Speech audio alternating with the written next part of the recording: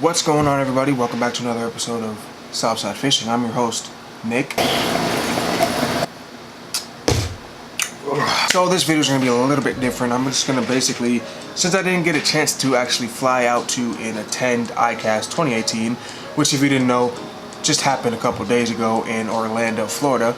I'm just going to go over the things I've seen that I think are the coolest. And the majority of them are reels, but there is a bait in there, or baits I should say. But let's get into it. Okay, so number 5 on this list is going to be the 13 Fishing Origin Chrome. I'll put it up on the screen here. So it's got a composite frame and a composite side plate, but that doesn't mean that it's cheap at all. I mean, it still has the same features as the high-end models do, and such as the arrowhead line guides and the multi-material drag system, as well as the aluminum handle. Now, I have never really gotten into 13 fishing myself. Like, I've never bought any of the reels or rods. A couple of my buddies have some of them, and I've casted them before. And from what I can tell, they are pretty decent. They're built pretty decent. I know that they have some lockdown drag, and I know that they cast pretty far. But I've just never, with the price point, I mean, they're not crazy expensive. You can get some, especially this one is going to be, I'm pretty sure it's going to be less money than like the high-end models. But I've just never really gotten into it. I'm more of a Lew's and Shimano guy myself, honestly. And I don't know, I've never been able to justify just spending the money on a 13 fishing reel. But maybe this reel right here is going to be the reel that pushes me over into 13 fishing, and maybe I'll love them, who knows. But we'll have to see. But anyway, let's go on to number 2. Why do I keep getting this wrong? It's not number 2. It's number 4, sorry. And number 4, I almost didn't put on this list just because I don't really like the company too much.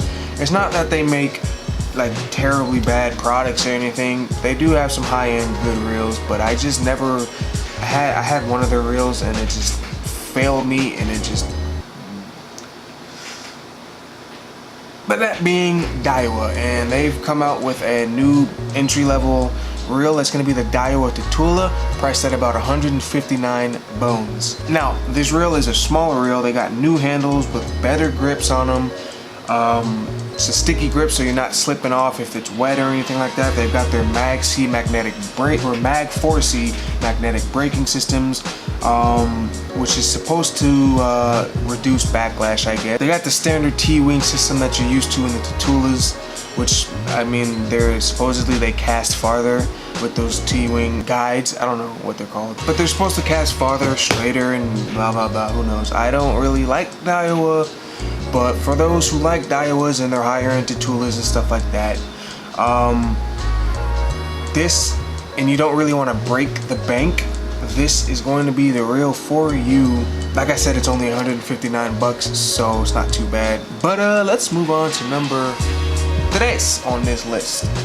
Okay, so number 3 on this list, and probably one of my favorites on this list. It's not my favorite, you'll see. Number 1 is my favorite, obviously, but one of my favorites is going to be the new Lew's Pro TI.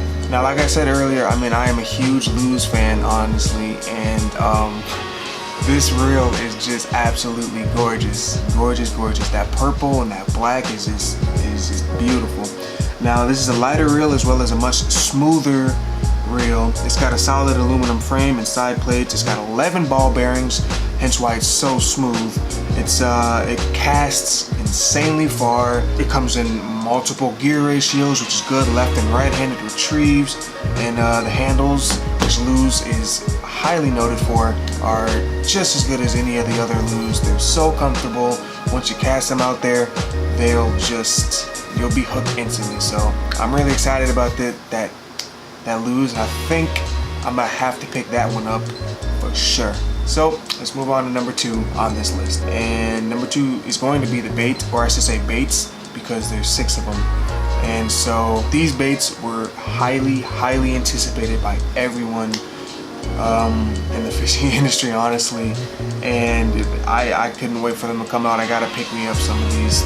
They just look so good, and apparently they catch a lot of good fish, big fish. So if you don't know who the Googan squad is, they're basically a group of YouTube anglers. There's 5 of them, and they consist of John B, AP Bassing, Lunkers TV, Lake Fork guy and Andrew Flair, and they kind of formed a little group called the Googan Squad. And this year at ICAST 2018, they've come out with their own soft plastics. Each of them have designed one of these, and you might be saying, wait a minute, there's 6 baits, but there's only 5 Googans. Well, what's pretty cool about this is actually Scott Martin has designed one of these baits, and he's been working in conjunction with the Googan Squad, so he came out with one of these baits.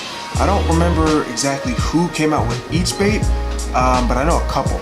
So I'll try to point those out when I go over them. So the first bait is going to be the Bandito Bug. I'm not sure who came out with this one, but it's like a flipping and pitching bait. It's a really good, like if you Texas rig it, it'll be perfect for that.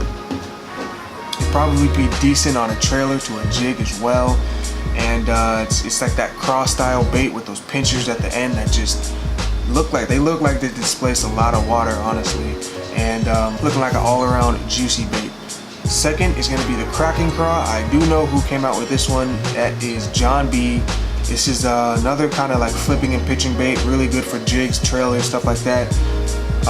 It's similar to the Bandito Bug, except it's a skinnier profile, more of a finesse profile, if you will, and it's looking like it's gonna catch a lot of fish. Third is the Trench Hog. I'm not too sure who came out with this one, but it's a really big presentation bait. Honestly, it's gonna get those really big fish, those appendages, I'm gonna sound like a broken record, honestly, for these baits, but those craw pinchers, they just look like they displaced a lot of water, honestly, and they look like they're gonna catch a lot of fish. Next up is the Slim Shake, which is actually a very cool design. Actually, it's like a finesse worm, but it's flat on one side, so you rig it to where the flat side's on the bottom, and it just looks like a leech or something like that on the bottom. That action I've seen, and as you're seeing right now, is unparalleled. It looks like it's just insane. Since me being from kind of up north, they're down south, they're in Texas. I'm definitely probably going to be picking up the Slim Shake and maybe the Cracking Craw. Next up on this list, which honestly up here north we're probably not going to throw, is the 10-inch Mondo Worm, and I'm almost guaranteed that Lake Fork guy came out with this one. It's basically a 10-inch worm with that end of the tail has a little cup like appendage on it that displaces a lot of water when you jig it up and down, and that's actually patent pending, and again, looks like it's gonna catch a lot of quality bass. Last on this list is the Drag and Drop.